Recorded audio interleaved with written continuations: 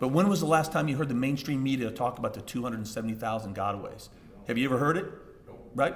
I was going to say, most of you probably haven't even heard that number. And I'll go back to what I started with, is that what happens on the border doesn't stay in the border, right? Those 270,000, they're not staying on the southwest border towns and city. The border is the throughput. They're making their way into every town, city, and state in this country.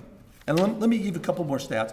First of all, in the past decade, Border Patrol alone has apprehended tens of thousands of criminal aliens. That's who they've apprehended, right? This year alone, they've apprehended over 8,000 criminal aliens. 8,000.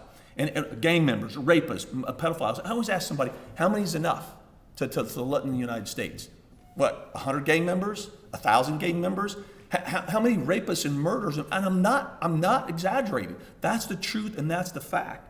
I'll give you another stat that backs it up. ICE alone, last year, 2020, ICE apprehended 100,000. And that was a low year. COVID and some other elements played a factor in that. They arrested 100,000. They made 100,000 arrests last year for people that were here in the country illegally. And remember, ICE isn't on the border. They're in the interior of the United States, everywhere in the United States, 100,000. 90% of them either had been convicted of a crime or had been charged. 90% of them. That's another false narrative that's out there that gets me fired up, is that this, they've reset the ICE priorities, quote, to go after priority targets. They already are, a criminal. If you're here illegally and you're a criminal, I don't care what you're charged with.